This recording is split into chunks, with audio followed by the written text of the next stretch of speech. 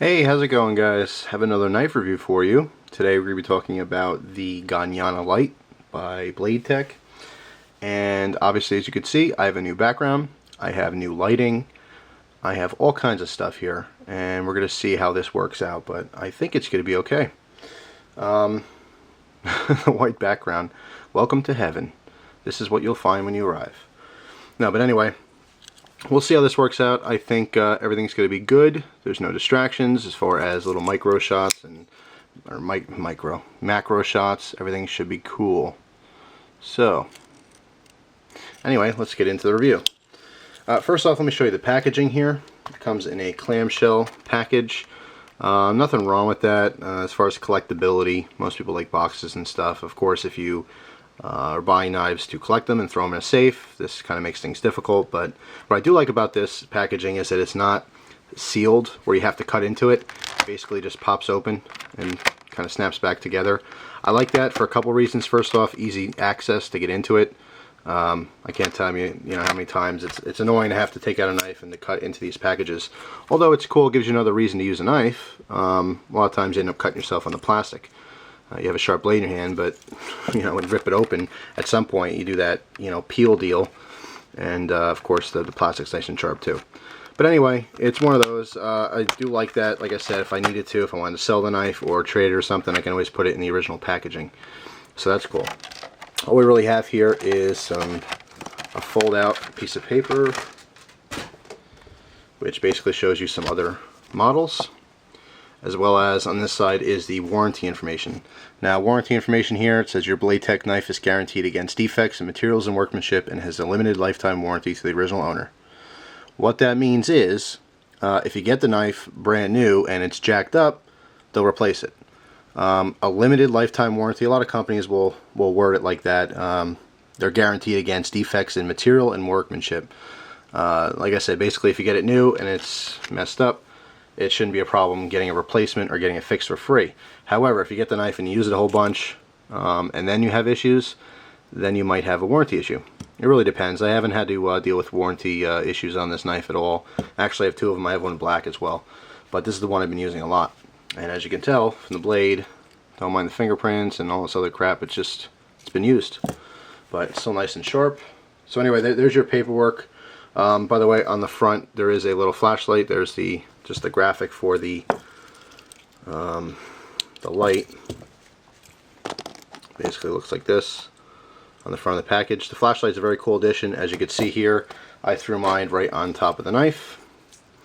Don't normally do this with the with knives. I mean, I have one Victorinox folder, which I have a Phoenix hanging off of it. And I've actually liked that combo. It's nice to have a flashlight along with your knife. The first thing I did when I took this knife out of the package was put this box lanyard on here. Okay, it's very simple, OD green 550 cord box lanyard, and it's basically looped through. I didn't tie it onto the actual knife itself. It's just it's easily taken off, or if I want to put on other knives I can do so. But anyway, when I put the flashlight on, I was going to take the lanyard off, but then I realized, well, if I use this flashlight as a lanyard, it's probably going to pull this very flimsy metal apart and break. So I just have both on there, and when it's clipped to my pocket, I just basically grab both and pull it out that way. The knife is a medium-sized knife. It's not huge, but it's not tiny. You don't really need the lanyard and all that for grip. You can see that you get most of your hand, maybe not all of it, but you do get a very good grip on the knife. First, let's talk a little bit about some specs here, and if you can hold on a second, I think I have, yep. I'll even break out one of my knife stands here for this new review, so you can get a glimpse at it while I'm talking. But anyway, trying to give a good view of this. Anyway, alright, so what we have here, like I said, this is the Ganyana-Lite. It's made by BladeTech. Blade steel is AUS 8. Of course, everyone's familiar with that. It's soft enough to sharpen easily. Doesn't hold a fantastic edge, but it's definitely adequate for most people. Heavier use, you want to go with some of the softer steels. I mean, if you're really beating on a blade, and of course this is very subjective and there's a lot of different factors that are involved. But generally speaking, if you really beat on a blade and you use it a lot and very hard with a lot of hard materials, if you're cutting some kind of soft metals like aluminum cans or wire, you know, if you're an electrician and you're cutting a lot of wire and stuff like that, you're going to want a softer steel like AUS 8 or similar. Basically, if you get into the higher end steels, or not necessarily just higher end, but harder steels in general, D2, S30V, BG42 is one that doesn't get a whole lot of talk, but these are fantastic steels and they have a great edge holding capability, but they tend to be a little brittle, to be honest. It's not always the case. It really has to do with individual heat treatment depending on the company and all that kind of stuff. But what I'm trying to get at here is AUS 8 is completely fine for the average person. As long as you can resharpen your knives, you'll be happy with it. Put it that way. The blade length is 2 3/4 inches. The close length is 3 3/8 inches. Total weight is 2.6 ounces. And overall open, as you're looking at it right now, is 6 3/4 inches. You can see it kind of next to my hand. A hand's not a great reference because everyone's hands are different. But, you know, as you saw before, in my hand, it's a medium-sized knife. It's not small, it's not huge. Handle material here is the FRN, but what they did is a G10 texturing. So basically, how they textured this is supposed to mimic G10. And I could say visually, it looks kind of like a G10. But as far as functionality, nothing like G10 at all. There's really very little to no grip on this knife. So just keep that in mind. It is a very slick handle, although, you know, for me it's not a big deal. Most of what I'm doing with my knife, I've never really had issues with grip. This thing has jimping all over it, which I'll talk about in a little bit here. But first, another thing I wanted to mention as far as specs is the fact that this has a 1/8 inch thick blade. That is a very thick blade for a knife of this size. And there's definitely a drawback to that, and I'll tell you in a little bit from personal experience what that drawback is. But real quick, let's talk about price. Everyone's of course interested in how much things cost. Like I said before in another video, it's real cool and everything, but hey, can I afford it? You know, that's really what it comes down to. Yes, a very affordable knife. $26.95 is the full retail price on this. You can get these. This one happened to come from Countycom for $21.95, and of course they have a couple different colors. All the colors available with this specific model is this kind of foliage type sage looking green. It's kind of an earthy green. It's not just a straight green or anything, but it is lighter than, say, a hunter green. There's also an orange version, and of course your just traditional straight black. But anyway, I like some color in knives every now and then. Changes things up. You know, I'm used to playing with so many black knives. It's just nice to get a little color every now and then. So I was talking about the thick blade. All right, so why is that not good? Well, first off, the pros of a thick blade like this is obviously durability. It's going to be very strong. It's going to handle a bigger workload. You're going to be able to torque it a little bit more. In other words, when you're cutting into things, it's not going to flex as easy because of the thickness. So you get overall strength from that. The one downside, which I found from personal use, is cutting cardboard. There's a lot more resistance, okay? Because when you're cutting into, and actually, let me grab some cardboard here. I know, oh, here we go. Let's see, I know I had some cardboard. Alright, let me actually just cut a little piece off so we can get in the frame here. Now when I'm cutting into cardboard, even though it's nice and sharp and it's not a huge deal, I find a lot more resistance because, remember, when you cut into anything, that material is basically splitting open, okay? And the thicker your blade is as you're going through, it's creating more of a wedge, and it's not, with a real thin blade, it's easy to slice through. I mean, that's why a lot of times a lot of people prefer your full flat ground blades or even a convex edge, because there's less friction really as you're going through. But this, the material has to spread further apart to make room for that thicker blade. So it is harder to cut through material, and that's what I found with cardboard. I've actually cut quite a bit of cardboard breaking down boxes because I got a few shipments recently, and this one's starting to get a little dull on me from use, but basically it's a little harder to cut through that cardboard. Alright, so there's one huge downside to a big thick blade like that. Alright, that was my little 10-minute mark there. So we're back. I was basically just saying how the blade is pretty substantial. It's pretty thick. I don't think it's necessary. I mean, in this specific case with this knife, I see it kind of as a downside. It takes away from the performance, the cutting performance of the blade, because there is a wider wedge. And even though you have a flat ground blade here, it's not wide enough to taper down enough. In other words, it's thicker at your cutting edge, which is going to make cutting into things more difficult. So even when I found this knife, when it was brand new, it was razor sharp out of the box. And although it cut fine in most cases, I found that it was struggling compared to other knives and other designs. So very, heavy duty and all that, but if you're going to struggle, it's not a good thing. So in my opinion, a thick blade on this size knife, and particularly a folder, is not a good thing. It's a downside. Other than that, I do like the blade shape, and if you look compared to the handle here, it kind of cants back up a little bit, kind of like some kitchen knives, where when you have the knife in your hand, the actual plane of the blade is offset just a little bit, so you can kind of get down on something, and if you have to cut low, your knuckles and your hands aren't going to be in the way as much or dragging on material as you're cutting. So that's a good thing. It's not an extreme angle change or anything like that, but it is slight, and I do like that in the design. Also, as I mentioned before, there's jimping everywhere on this knife, some places that aren't really even necessary. We have it here on the thumb ramp. There is a thumb ramp, which is nice. Your thumb really locks in. It's very, very controlled, firm lock. It's not going anywhere, I promise you. It really bites into the skin. I'll show you an up-close view of that. You can see not only the blade, but the handle itself. So you have a very good run of it. It's going to cover pretty much the most of the pad of your thumb. Believe me, your hand's not going anywhere. This is a Tim Wagner design, so a lot of times on his models he'll put some jimping on the top here. I really like it. I think it takes nothing away from the knife, at all. There's no reason that it would be bad. It doesn't affect cutting or anything like that at all. I think every knife should have it, so you have the option for a little bit of grip if you want to choke up in this position.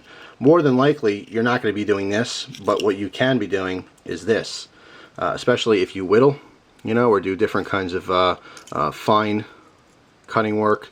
It's actually a great thing to have. It's not completely necessary. I find that when you have a grip like this or similar, it's rare that your thumb would actually slip off, but it's just nice to have that. Other than that, I think aesthetically, it's kind of cool. It's different. You don't see it on a whole lot of knives, so it makes the knife stand out a little bit. As far as opening and closing, it's a comfortable knife to use. You can flick it open. I found it a little bit difficult. It is a smooth action. It's just because of the, I don't know, egg-shaped opening hole there. I'm just used to the Spyderco, there's the complete round holes, but you can flick it out if you want to. There is a nice detent in this knife, so when the blade is closed, just like most modern folders, you can see that blade kind of suck in towards the end, and that basically keeps the blade closed, so once in your pocket, it's not going to open it up, okay, as you're moving around. Let's get back to the texturing on the handle here. Like I said before, it is slick. It's supposed to mimic G10 in a lot of different ways, but grip, it completely fails at mimicking G10 as far as, the texture G10. There's all different kinds of handle materials on the market, but generally speaking, most companies do the same type of finish. Like, for example, most G10 is kind of grippy. It's kind of rare to find a very smooth G10. A lot of people use it because it's easy to kind of texture up. The FRN here, which is fiberglass reinforced nylon, is it's a nice material to use. It's totally adequate. It's not going to break or snap or anything. You don't have to worry about that. All the new age polymers or plastics or whatever, they all withstand what they need to. I've never had one break or crack on me. But grip for a lot of people is an issue. This one's very slick, so just be forewarned. Like I said before, I don't really find it an issue when I'm holding a knife because there's so much jimping everywhere. Oh, by the way, there is jimping on the bottom here. Now I was looking at this and I was trying to figure out when this is really gonna, come in handy, because my hands, my pinky here, is what's covering that, and it's not even really grip. I'm using the tip of my finger to grip. It's not really even touching the inside here, so I don't think that's doing much for the knife. As far as say a reverse grip, your thumb, there is some jipping on the back here. That kind of helps a little bit, but the knife is a little bit small. Unless you had very small hands, it's too awkward to use that. It's not a very functional spot. I mean, like I said, I don't have huge hands, but if you could see this, if I were to grip this normally, my thumb is way up here in a reverse grip, so that doesn't do anything for me either. Just kind of aesthetically pleasing. There is a little bit of a choil here, which is actually nice, and it does fit the fat of your pointer finger when you're you know, have just a natural saber grip with the knife. So I do like that. As far as ergonomics overall, I think it's very good. I have a hard time sometimes with medium-sized folders. Sometimes it's awkward because I don't have enough to hold on down here, but it's not small enough to where I get a really great grip with the pointer finger and middle finger. It's kind of hard to explain, but this one, as far as a medium knife, it's pleasurable to use. It's not uncomfortable in any way for me. There is a full Torx construction on this knife. You can see the 3 body screws there are Torx head screws. The pivot is also a Torx. What I like about this is they have a right hand presentation, which you don't hear a lot of people talk about, but basically what they did was they put the screw head for the pivot on the back so that right-handed people would normally see this portion of the knife. It's more aesthetically pleasing. You have a nice clean finished look to that. That's when I first got my Chris Reeve Sebenza. That's what I did, was I switched all the hardware backwards so the screw heads were on the back. It just made a nice cleaner look to the knife. And as far as dirt and stuff getting there, it doesn't really matter which way it's on, but I don't know, I just kind of like that. It's a very minute detail, but not a lot of people notice stuff like that. Pocket clip. Pocket clip I found was adequate. It's not my favorite. I found it to be very tight when it was new. Hard to get in and out of jeans. It's loosened up a little bit here. And guess what I have? An old friend. My review pocket. How about that? So let's see how it rides in the pocket. You can see him, even after I bent it a little bit, it's kind of a struggle. It's not very fast to get in and out of a thicker pants like this, so the definite downside to that. But that's how much is actually showing, and that is why I threw the lanyards on here, mainly because when I first carried this knife I had jeans on me, and I couldn't even get the pocket. I couldn't get the knife on the jean pocket at all. It was too thick, the pocket clip was too tight, I had to actually bend it out, and that's when I decided to originally throw the lanyard on, and then later I threw the flashlight on as well. But this really aided in grabbing the knife and actually getting it out of the pocket, which is, as you can see, difficult. Besides being tight, once that issue was fixed, wasn't a big deal. It just, I don't know, it doesn't really do much for me. If you see, it's kind of offset here. I find that it should probably be a little bit towards the center of the knife more. It is only a tip-up carry knife. It is swappable though. You have your drilled and tapped screw holes here for left-hand carry. So it's left-hand friendly as far as a pocket clip, but when you look at it, we're looking at a liner lock, which I know a lot of left-handed people struggle with. So to me, with this specific knife, if you're going to do something like make it a reversible pocket clip, why not make it a lockback? You know, if you're going to go lefty friendly, why not go the whole 9 instead of just, you know, keeping it in a liner lock? And this is completely unrelated, but I just said go in the whole 9. That's a common phrase, at least I've heard a lot. I never really understood that. You know, go the whole 9 yards. Well, you need 10 yards to get a first down. What's 9 going to do for you? I know. Completely has nothing to do with this knife review. But if you happen to know the answer to that, or the the origin of that phrase, let me know. So anyway, overall I like the knife. It's a very cool knife. There are some downsides, and I'll recap in a second here, as well as show you the flashlight. I just have to take a quick break because the battery's dying. Alright, wow, this is a longer review, isn't it? Okay, quick recap for anyone who's stuck with me this whole time. First off, I like the way the knife looks. A thumbs up. I like the way the knife functions. I don't have a problem with a liner lock. This has no play in it at all. That's a good thing. So liner lock's fine with me. I'm not going to use this knife really hard to have to worry about it. Thumbs up. Pocket clip, thumbs down. Overly thick blade for the size of the knife, thumbs down. Sharp right out of the box, thumbs up. Slick handle, doesn't matter to me. It's kind of like a middle thumb. and just overall value, I guess you would say. That's what a term that's being thrown out a lot these days is high value knife. I would say yes, you get a lot for your money here. I mean, really, we're talking about less than a $30 knife, even if you bought it at retail. So you can't expect a whole lot. If you don't have a whole lot of money to spend on knives and you're looking for something new, it's definitely worth checking out. I think it's a good knife overall. Some of the critiques I have on the knife would be more suitable for comparison with a more expensive knife. But like I said, you can't get everything when you go cheap. It is a very smooth blade here out of the box. Had to do no adjusting at all, the pivot or oiling or anything like that. So overall, it's actually a fantastic knife.